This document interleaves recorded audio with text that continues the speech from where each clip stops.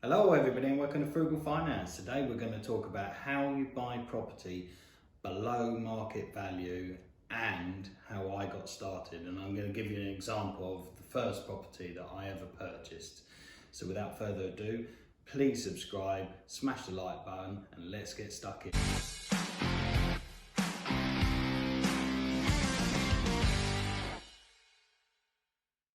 So first of all, how do you buy property under market value?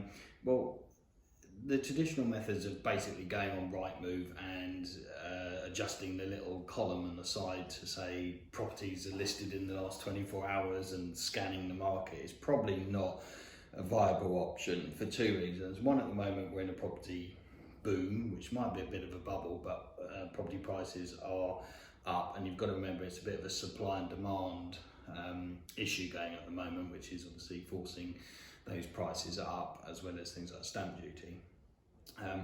And really, realistically, now we're kind of coming up to the kind of end of the stamp duty holiday, or what is supposed to be the end, whether it gets extended or not. There's less and less properties coming to the market as people realise they probably can't get their transactions done before the stamp duty, so that's having obviously a bit of a knock-on effect.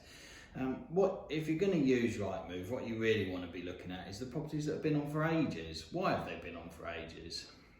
You need to perhaps figure out, are they overpriced? Is it because they won't budge on the is it budge on the price, or is it because they simply just haven't had the viewings, or there's some fundamental issue there that is scaring off your kind of domestic purchaser, if you like?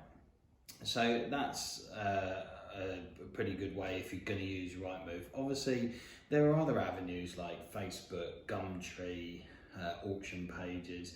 Going straight to the estate agents and getting your names listed on their mailing list, those sort of things, they're always going to put you one step ahead of kind of Joe Public. When you go into the estate agencies, you don't want to be talking to the apprentice on the front desk who's there basically primarily to take the phone calls and shield the more senior members of staff from just sporadic inquiries and the general traffic of the business. They've got other things to get on with, so they don't want to be particularly serving every single customer that comes through. So, you know, if you want to get to that person, perhaps have a look on the website, have a look at, see if you can figure out what the company structure is, who you need to speak to. It might not be the boss of the company, it might be the senior negotiator that you need to get in with, essentially. Perhaps go in and try and bypass that person at the front desk and introduce yourself, you know, come in and say who you are and be confident. So that's a winning formula for getting in with the estate agencies. Obviously, trawling the market and so on is another method. But really keeping your eye out on, you know, other things, you know, Facebook and various other social media outlets, and conversations with people down the pub and so on. There are always going to be somebody that wants to sell their property that perhaps hasn't started or isn't in that position. So I've picked up ones where people have inherited and they just literally want to release the money. So to them it's a lot of money and can maybe pay down their own mortgage or perhaps buy their first place. The property they've inherited is not in the area that they want to live, so that's not an option for them, and they kind of want to get rid of the property and shift it, but a lot of the times they can't afford the agent's fees, maybe the solicitor's costs. It's a very kind of difficult situation because they are effectively in a position where their money is locked away in the asset, so they might not have any disposable cash to start the transaction. So those sort of ones to look out for. And a mentor of mine once said to me that when you go in a property and you smell damp and, you know, pet smells and it stinks and the kitchen is all rotten and, you know, bits are dropping off or whatever, as long as there's no fundamentals, really that's what you want to be looking for, because you're going to be able to add value to that. So you buy below market rate, maybe 30 to 40% below, as I've explained before, and then you refurbish it, and then you hopefully will be able to pull out all, if not most, of your money when you remortgage that property, so then you can go again. And that's the fundamentals of the BRRRR or BRRR method: buy refurbish, rent, refinance, repeat. So how did I start out? So basically, the first property that I got was a 2-bed flat in East Sussex, and it was in an absolute terrible state. What had happened is the owners had gotten behind with their mortgage payments. They'd also owed service charge money, which is for the upkeep of the grounds and the communal parts of the building. And really, they got themselves into a bit of a pickle. And it was back in 2010, and the receivers came knocking on the door, and they basically just drove off and left the property, left all the keys.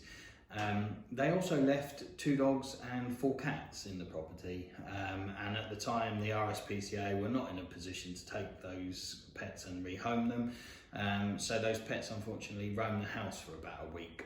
The estate agent who had picked up the sale on behalf of the mortgage company was instructed to go and buy some pet food and basically chuck it on the floor so that the animals had something to eat, but of course they defecated almost everywhere in the whole flat. When I had come round to actually seeing the property, obviously those pets had gone, but I do recall the estate agent who showed me around wouldn't even go in the communal hallway, let alone in the flat, because of the smell. There's also actually a double set of doors before you get to the flat, so the smell was horrendous. And I remember that was a scary moment. I thought, am I biting off more than I could chew? I had some mentorship which assisted me in getting over those hurdles, and I purchased the property at £100,000 basically. And realistically, I refurbished that property, and that allowed me to then refinance and release some money to go again. Essentially, I bought another similar style property where the owners had been repossessed by the banks. And that needed a lot of work as well. It was actually a property that I lived in myself, and we did that up and added value to it. So, and obviously once I'd rented it out, the tenant was in there, they were covering the mortgage payments and so on. So I did need a little bit of capital behind me to refurbish the property, put the deposit down, and obviously pay the mortgage whilst I was refurbishing it. But it allowed me to get on and do that, and I learned a lot from that. There was loads of YouTube videos that I watched when I was building the kitchen and the rest of it, because you remember I didn't have the money to pay contractors to come in and do these works, so I had to learn how to do them myself. That's how tight it was. That's how much of the numbers I'd crunched, that I really basically was in a position where I could only afford to buy the kitchen, and then I had to fit it myself. Obviously things like carpets, I did get fitters in to do that because the fitting of it is actually negligible against the cost of the carpet. But generally speaking, I refurbished pretty much that whole flat, and it's been tenanted pretty much ever since. I've had a couple of changes, but they've been very short empty periods or void periods in between. And the current lady who's been there for quite some time and really likes it, and yeah, and it's a good buy. Fast forward 10 years, that property has pretty much doubled in value. So I have released some funds from that, which have allowed me to buy another property with those, with that released equity. And then I plan to leave that now. I'm not going to refinance it anymore. I do feel personally, especially at my age, in my kind of late 30s, I feel that it wouldn't be sensible to keep refinancing and refinancing. I do have to have an exit strategy and pay down these loans at some point, because they're only interest only at the moment. So I will do that. But for now, the capital that I've released has purchased another property, which is again cash flowing. So once I've kind of built up that, then I will have to look at perhaps using some of that income to pay down those mortgages. Obviously, the massive benefit of doing these sort of things over a long period of time is that inflation and the cost of property going up really eats away at your loan. You've got to remember that back in 2010, when I purchased this property, it was £100,000. I put down 25% deposit, and then over that time, the £75,000 mortgage has basically lost buying power against inflation. So 75 grand 10 years ago is about £100,000 now, I think. I'll do a little brief calculation on the side screen here.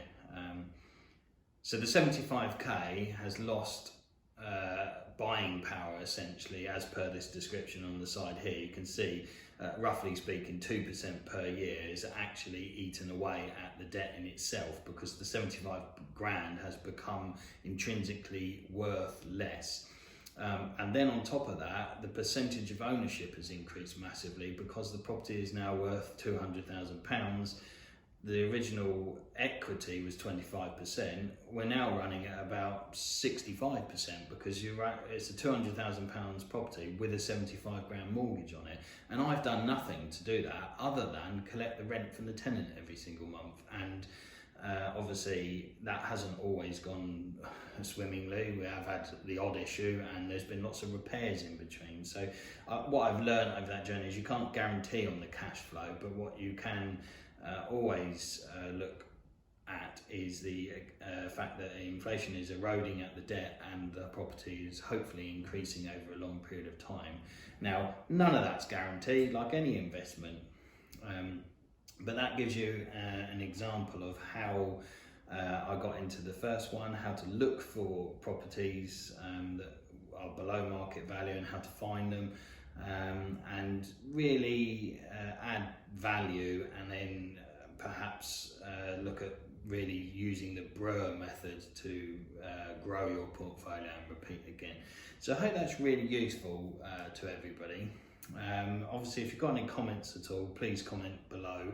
I've used this method a little bit over the last few years, and I'll be honest, I had other concerns in my life. So when I purchased this property, up until probably about 3 years ago, I hadn't really used the brewer method to release much. So if you're looking to kind of really rapidly grow your portfolio, you're going to have to number crunch really detailed, and you're going to have to really look at spending time finding those deals. So I hope this video has been really useful to everybody. Please do subscribe, comment below, smash the like button. It really does help get the video out to new audiences and help it grow. If you want a free stock in Trading 212, please see the links below. You sign up today, and basically they credit you. Once you've credited some money, they give you a free share. They also return the favour and give me one as well.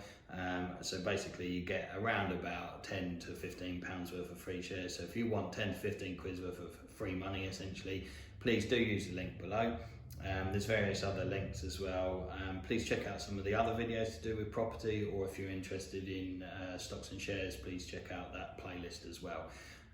So with that said, please do subscribe, smash the like button, and I'll see you next time.